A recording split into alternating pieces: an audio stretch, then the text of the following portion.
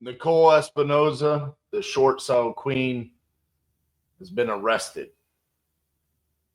I said earlier this year when I made a response video to someone who had said something about me that it's my least favorite topic to talk about. Well, I have topped that now with this video. This is going to be one of the more difficult videos that I've ever made, but I felt it was necessary, and I'll go ahead and I'll explain why I feel like it's necessary for me to make this video. One, I've known Nicole for close to a decade. I have considered her a friend for many years. I have shared stages with her. I have done podcasts with her. I've had her speak at our events, and I've done a TV show with her. I've gotten to know her over the years. I will say over the past 2 years, our friendship has dwindled away, partially because of the fallout with the TV show. Rightfully so, right? We invited her on the show. We got canceled off of the show because of the hoodie that I wore and all of that. That was an opportunity that she had in her life. And from that, I don't know if she had hard feelings or whatnot, but we really haven't talked much in the past 2 years. Nicole was arrested yesterday, and coincidence, karma, whatever you want to call it. Yesterday was the 2-year anniversary of our one episode of Zombie House Flipping on A&E airing. It was a surreal moment yesterday when I started receiving text messages, people sending links. I started seeing posts on social media about this. And part of the reason why I wanted to come on here today and make this video is because, one, there's going to be a lot of things that are said about Nicole's the charges and what she did wrong over the next couple of days. And I don't know that there's many people out there that have the authority to talk about this like I do. We have somewhat of insider knowledge as to what took place and the wrongdoings that happened. We were unaware of those as they were taking place. But we were actually, the Department of Housing and Urban Development came to our office several months ago, and we were part of the investigation because we were used in the scheme, unfortunately, and that was heartbreaking when that happened, and it's heartbreaking now seeing what's happened. One thing that I want to keep in mind here as this goes along, I've seen people throw out the term guru. I've seen people make jokes about this. She has a family, okay? I'm not defending what she did on any level, but I will ask that everybody just realize that she has children.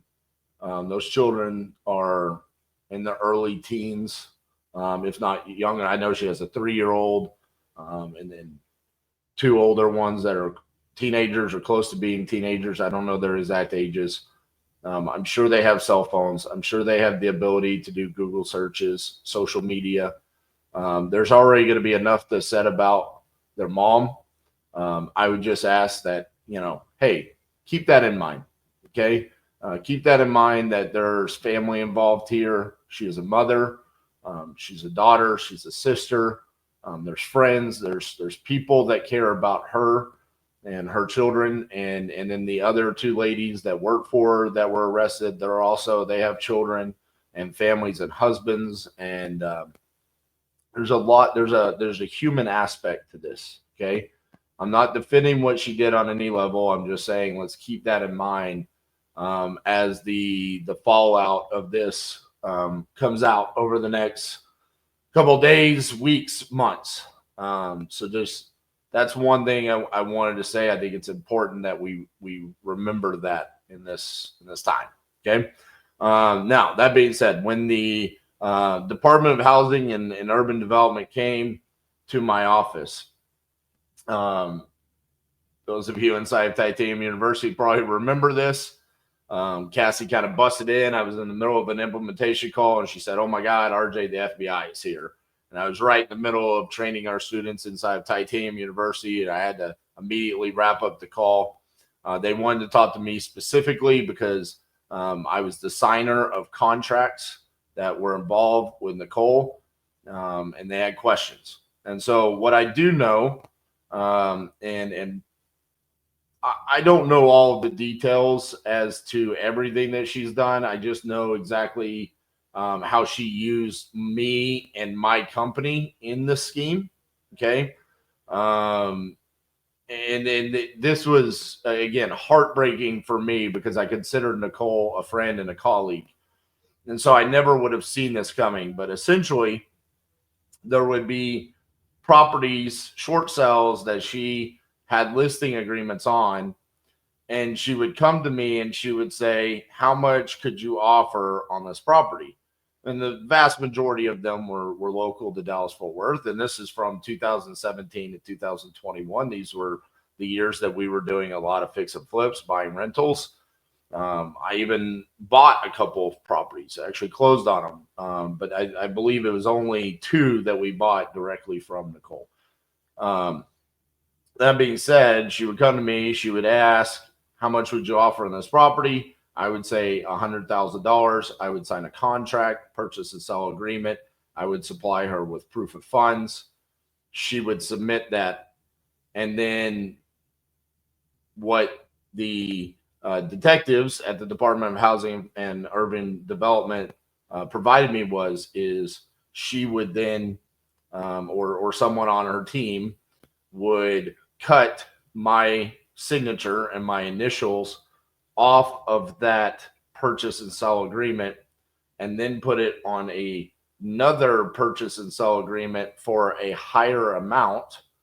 And then they would edit my proof of funds to the different amount. And it was a very sloppy job. I mean, different fonts, kind of sometimes crooked. You can very clearly see that the proof of funds was doctored. Now, what's crazy about that is if it was all just to get proof of funds for that amount, I mean, you could get proof of funds from almost every hard money lender. I mean, you can just literally call them and say, "Hey, I'm looking to purchase this property. Can I get a proof of funds letter?" You don't have to doctor proof of funds letters. And but essentially, she was taking my signature and forging documents with it to get short sales approved. Now, I asked, and I never got the answer. I don't know what the end game was. Now that the allegations have come out, she's been arrested. It says the defendants are alleged to have fraudulently submitted documents for at least 88 properties totaling over $8 million in sales, obtained at least $390,000 in commissions and processing fees, and caused at least $2.5 million in losses to the financial institutions. I was not used in all of those. There was multiple people that were used in the scheme. However, I did have quite a few. I think I had to go through 20 plus contracts over the 4-year span that we had made offers on. None of them, I never was told that my offer was approved. I never purchased on any of them. I never went into escrow on any of those. I asked, was it so someone else could purchase it? Was it because she was purchasing these properties herself? Again, I don't know how this profited her in the end. I just know that what was the incorrect thing that was done was she fraudulently took my signature, forged documents, and then doctored the proof of funds documents that we provided her for those offers. So if you read any of the articles out there, it essentially claims that the documents included falsified purchase agreements from purported buyers, as well as altered proof of funds letters showing the buyers had the means to purchase these properties. So what's saying here is like, you would think that it was like a buyer that could not actually perform. Well, what it was we never, as the buyers, wanted to purchase the property for the price that was going in. And so that's what's at fault here from my knowledge. Okay. I don't know if that's what happened on all 88 of these properties. I just know, the 20 plus that I looked at, that's what happened and how those proof of funds documents were altered. This is, again, heartbreaking, because when you look at it, it says she's facing up to 30 years in federal prison.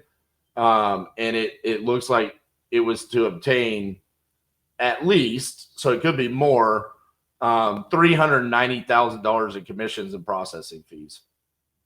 Guys, it's just not worth it to do things incorrectly.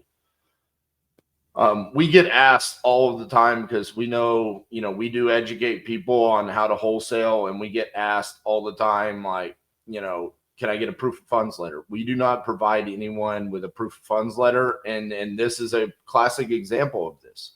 If you are asked or required to provide proof of funds, you need to be able to provide a legitimate proof of funds, whether that be your bank account, an approved letter from a lender, a financial institution that is saying that they have approved you for a loan for that property for that specific amount.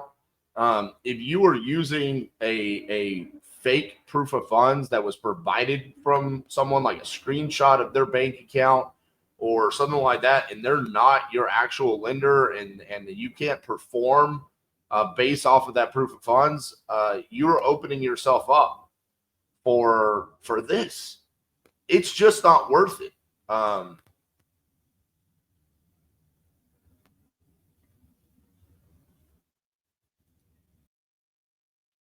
Going even deeper into this topic, this is why we do not provide anyone with subject to the existing mortgage documents. We do not provide anyone with novation documents, because it is serious business when we are filling out these documentations to do a real estate transaction, that you actually understand how to fill them out correctly and you have the capability to perform.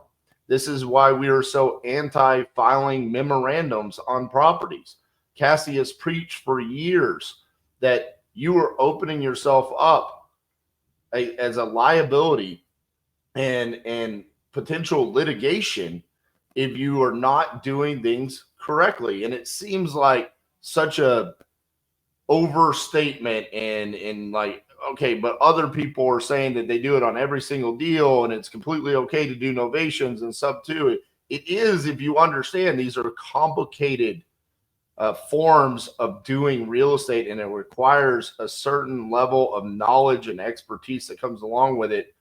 And when you see someone like Nicole, who considered herself a short sale expert, and then, quite frankly, when I look at what she's done here, this was dumb.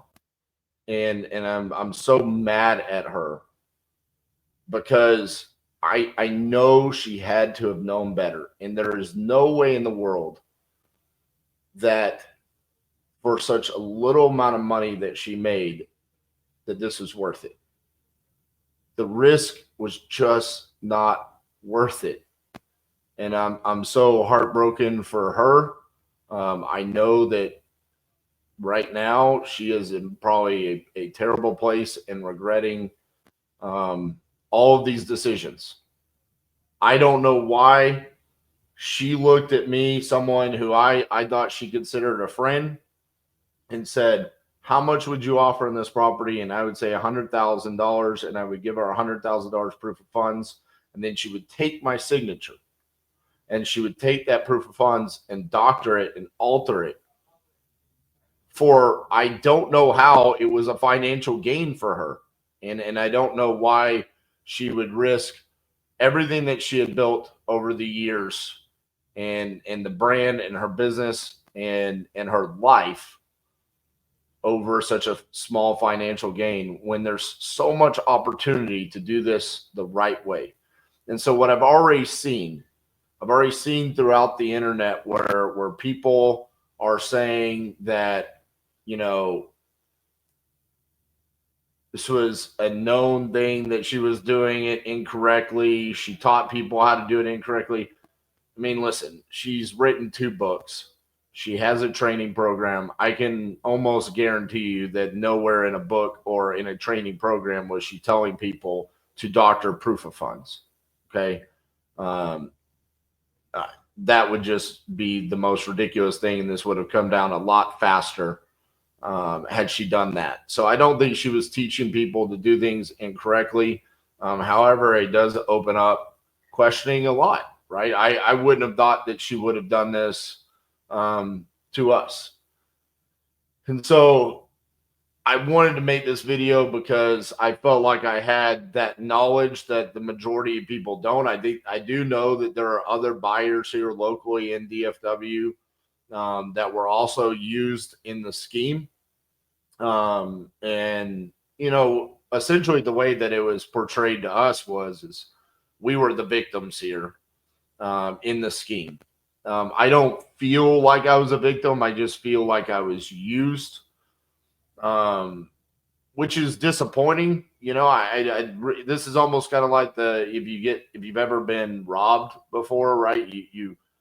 You really don't know how to feel. It's almost like a sense of violation, right? And for me, it's less about the stealing of my signature and forging it on documents and altering the proof of funds. It's more about the breaking of the trust on a friendship level, and how that had to have been intentionally done.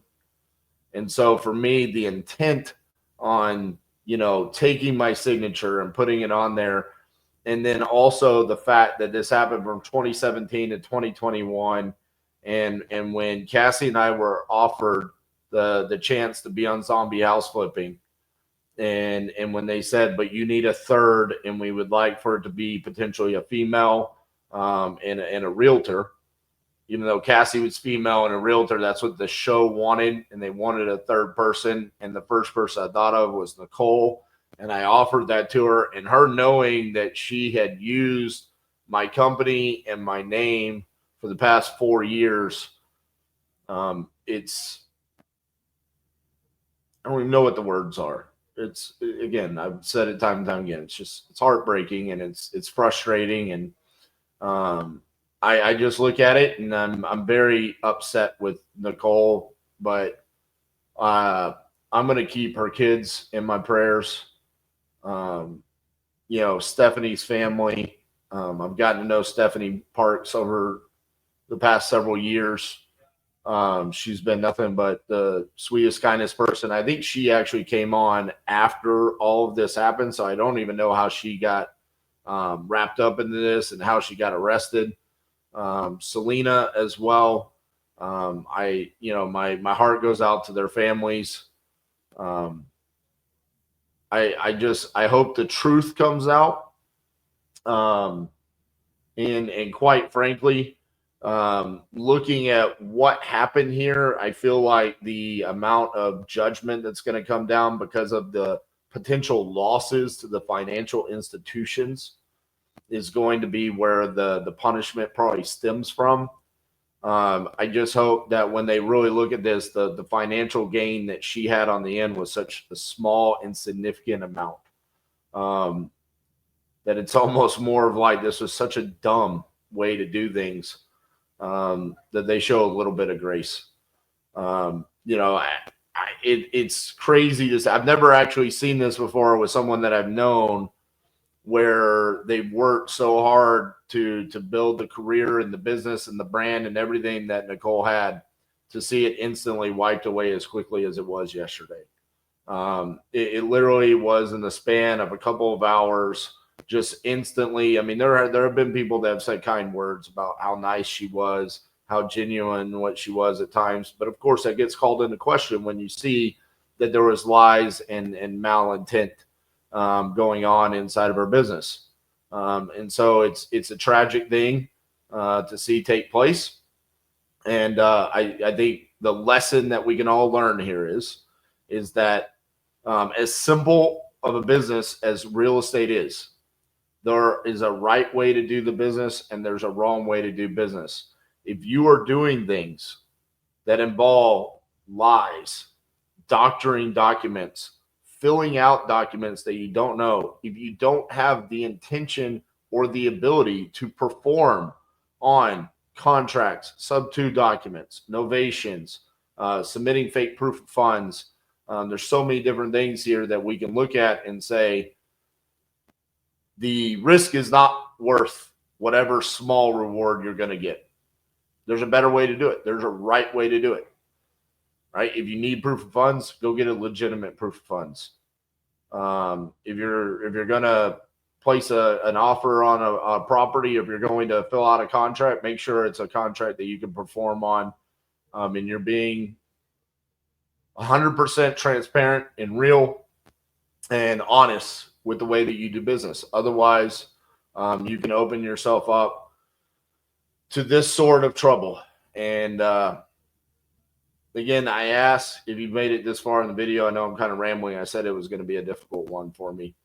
If you made it this far, I think it's important to keep her family, the other families involved here, in mind the things that are said. These are young children that are potentially losing their mom for a significant period of time. I mean, it says on here she's facing 30 years. She's 35 years old. If that's an accurate sentence, I mean, that is heartbreaking. She would not get out until she's 65. I hope that's not the case. I really don't hope that's the case. I wouldn't wish that on anyone that does something this dumb and really that didn't impact that many people. Even though, potentially there was financial losses and things that go along here. I just hope it's not 30 years, right? And then the aspect of the children, not being able to be around their moms I mean, Christmas is coming up. Holidays are coming up. This is heartbreaking for the families involved. Protect yourself, protect your family, do things the right way. So many memories that I have with Nicole over the years. I never thought that this would have happened, right? I can remember we went and spoke at an event in New York, well, technically New Jersey, but we went to downtown New York and we went walking for subscribers. We both had less than 1,000 subscribers on our YouTube channels, and we made a game where we walked around and we approached complete strangers in Times Square trying to get them to subscribe to our YouTube channels. It was a blast. I had some great times with Nicole. I made 8 episodes of television with Nicole, which was an amazing time. It ended poorly. It looks like our friendship overall is going to end poorly. And my heart breaks for her. I wish she would have made a better decision. I had no idea that this was taking place in her business. I don't think anybody did outside of the people that were doing the scheme inside of her office. And what I don't know is if they even knew what they were doing was wrong. So I would say be careful about what you put on social media. Be careful what we say about this, because we don't know what eyeballs are going to see it in regards to her family, her children. The more mature thing is to say a prayer for the families involved, that they find peace during this tragic scenario. And then we look internally at how we're running our business and we make a decision on if we're doing things the right way and that we're not opening ourselves up for any similar type of liability just because someone told us that's what we're supposed to do, someone gave us a proof of funds, someone gave us documents to fill out and saying this is how we do it. Let's just cross our T's and dot our I's and make sure we're not opening ourselves up for a similar tragic scenario.